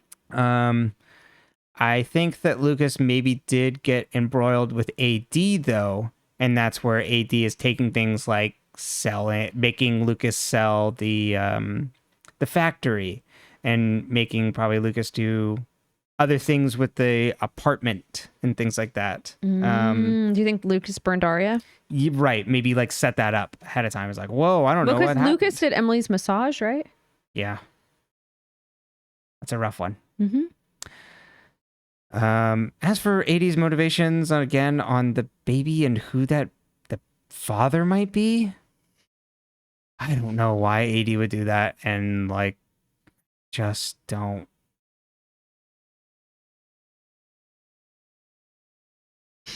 I have no idea. It baffles me. Yeah. And in the words of Benoit Blanc, it confounds me. You're puzzled. Yeah, I don't know. I don't know who would be big enough impact on Allison to, I guess, like Noel. Like if we're gonna be like twisting something, or like on Emily, I just don't know. I don't get it. I don't have the thematic like equation in my head for this of like why AD would do this. Mm-hmm. Other than like the wider thing of like, not the fear of like not being able to like take care of your own body and things of that sense, and someone being able to do this to you and violating you. Mm-hmm. But I don't know, like in the context of the show, like what this all equals as an equation. Very baffling. Mm-hmm. I think it's probably the last we heard of Pastor Ted. You don't think we're going to see Pastor Ted again? No, we just get it that he's the father, and we get this connection. Who else do you think we've seen for maybe, the last time? Have we seen Paige for the last time? Yeah, definitely. Have we seen Wren for the last time? My guess would be no, because he's so quick in here, and also so that then Wren. Yeah, but think about how they played Nicole. They didn't even let her talk. Yeah, and I would have said we would have gotten a scene with Nicole now, but we didn't. So maybe Wren never comes back. But it's interesting to know then that Wren must have known about Charlotte to then get a job at Radley to like help Charlotte sneak out and do things. And that maybe Wren knew some of the AD team and possibly Mary when he was back in London. part of the cabal. And is that why Shauna packed up his house? Right, because like Shauna and Jenna were threatening him to get out of town because of their connection with. They don't know who AD was because they seem to be working against AD. And so we're like, oh, you're the enemy, and got him out of town. So at one point we had an AD and an A at the same time. Yeah, pretty much. They just weren't interested in the girls. Exactly. It wasn't like, yeah, they weren't both. They weren't stepping on each other's campaigns. Fair enough. Yeah. Okay. What else happened that I'm like missing here? I don't think anything else. Oh, it'll be interesting to see how Aria gets out of this, but I think that'll be wrapped up in the next kind of like few episodes here. Thank you. I'm trying to think like what's. Yeah, I just don't think the file's gonna have anything important. You know what I mean? It's just like an empty file. Yeah, I'm watching a show right now, a Gundam Unicorn, and there's this big thing of like, ooh, there's this like box in it. What's gonna be in the box? I'm like, nothing's gonna be in the box at the end. It's a bad show. But I just think it's gonna be similar here. That it's like this is gonna be just a big old nothing. Okay. Just a big old red herring. Okay. I don't know what else would be in her. I guess she could have done something. Maybe in the file it's does he know about he knows about Shauna. Maybe I don't know what else she did. I don't think she'd put Shauna like in right. I mean I guess Jessica knew Shauna. Yeah. And yeah, because it was Jessica's file on her. I don't know what else it'd be. Okay. Any other theories in your spoiler-free theory corner? No, I think that's about it. Okay. So. If you don't want spoilers, goodbye. We love you. See you next time. Week. If you do want spoilers, welcome. Welcome in. Say. Yeah, so... Okay. So you guessed... every now and then Brenton will look at me while we're watching and he's like, is that AD? Is that AD? Is that AD? Because he's trying to figure out which scenes are which. He thought that, and if you don't want spoilers, this is your sign to leave right now. Okay. He thought that at first when Spencer was talking to, I almost called him Lorenzo again, Marco, and dropping off the cupcakes, he was like, ooh, is that AD? And I was like, I don't think so. Yeah, trying to like, I thought, get the information. Exactly, yeah. But I don't think so, because I don't think AD would do that. And I think also later in the episode, Spencer's wearing the same outfit when she's at the Lost Woods. Watching Spencer's outfits is key. That's why in the one where her wound bleeds, it's really helpful because you can just like check for the blood mark. The other thing then at the airport, he was like, "That's AD," and I was like, It is knowing the twist, which is patently ridiculous as much as I know now. It is, I remember out of context, but at the time we watched it, I'm like, this is so ridiculous. And it's still probably ridiculous. I don't know if I'll change my mind. Oh, no, I was outraged. Knowing ahead of time is kind of fun. No, it's so much more fun.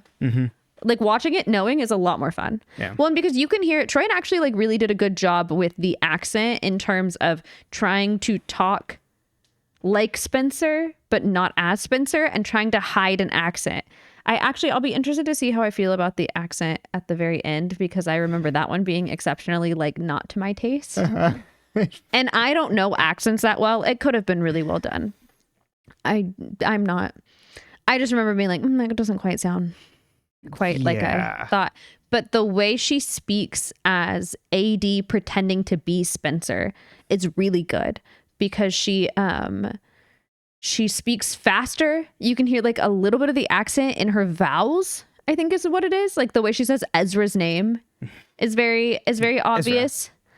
And a couple other things that I'm like, okay, like that was like really well done. And like in a way where the first time I watched it, I was just like, what's Spencer doing at the fucking airport with a bald Wren? Oh, truly did not recognize him at all. So now that you know that AD and Wren are hanging out together, and presumably Wren knows who he's with, because he would have known if he had texted Spencer. You know what I mean? Like, right. So what does that mean to you in Theory Corner? Right. So potentially, did Wren know about AD before he was ever dating Melissa and Spencer? Oh, like, because how far back does this go? Because there is all this like hidden shit with like AD in London. It's like this black box. So did he know all the way back then? And is that why he got close to Melissa? Like, and also, what is Wren's then relation to the Mary AD like family and like situation is going over there? And I think that's also why Melissa would know all them too, because potentially staying with Wren when she went over there. Yeah, did times. she see this person and be like, Right. that's Spencer, what are you doing here? And then exactly. Like met Mary. Because it seems also that he was then helping Charlotte this entire time. It must have been relaying back to Mary and things. So it seems like they would know that Charlotte was maybe that's how Charlotte knew that her mom was alive and knew about Drake, was through Wren. So to use the name CC Drake, he learned through Wren about Mary. Okay. Because he was helping her out at Radley.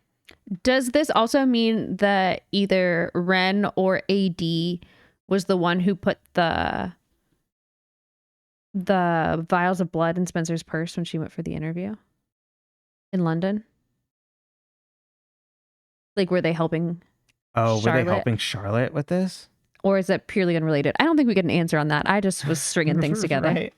Right. Maybe. Trying to think. Because that was when she was trying to interview at universities, right? At like Oxford. Mm-hmm. So Wren wasn't at the apartment when she was staying with the housemate. Mm-hmm. Unless it was Melissa who did it. Right. But that doesn't seem quite... Melissa wouldn't taint the Hastings name in public. No, Yeah, I guess I could see it being Wren, but I guess... Because how else would she have got it through customs? And like airport security. Mm-hmm. So, yeah, potentially. These questions and more. Mm-hmm. What else did I think that... I don't know if there's anything else I can pull from that then. Yeah, but I do think it all comes down to like trying to still get revenge for Charlotte and trying to figure out what the hell happened there. And also now at this point, 80's like, I'm drunk on the game. It's fun now. Yeah. Okay. I think that's it then. We'll see you all next week. Goodbye.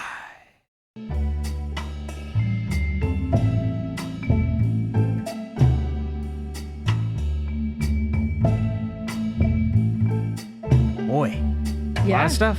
Lots of stuff. Was completely caught off guard with how much stuff. This is a very chunky episode. Yeah. So it's a long one, but yeah, so we've got, how many episodes left now? Podcast episodes. So we ended on 15. So 16, 17 is one. Mm-hmm. 18, 19. So 3. Yeah, 3 more in the main series. So yeah, I'm sure it'll move pretty fast from here then. 5 episodes left. I remember dragging. Yeah. Okay. I guess we'll go back to last week. I don't remember it going very fast, but maybe it was from just the 2 from last week and me just being like, fuck this. And then because I remember watching I'd watch a handful of them at a time because I was just like, I'm not fucking doing this. Yeah. I'm like a grown ass adult with a job and I'm tired. I got things to do. I was like 23 and exhausted. Does line up. Well, cool. So you can find this podcast on all your audio podcast platforms of choice at Dead Ends. You can also find us on YouTube at dead_ends. We like talking to people in the comments, so feel free to leave a comment there. You can also send questions and things to deadendspcast@gmail.com. If you're going to drop spoilers, please really flag them, especially as we're right at the finish line here. And if you have things that you want us to discuss, things or topics for the end, put that in the subject line or put that in the YouTube comment. Because we'll have a bit more of a time to focus on the end and just talk about the series as a whole once we finish up on episode 20. So, and then our email is in all the description boxes of all our episodes, so you can find it there. All right. We're still here, and we're gonna find out sooner rather than later. How did Cece learn to stick things in Hannah's teeth? I've always wanted to know. That's true. She's like a Herbie. Oh my God, from it was like fully loaded. That's right. She always wanted to be a Volkswagen. From what's that? Is it from Rudolph? Yeah, Rudolph, the claymation. Okay, love you. What'd Bye. you think of that?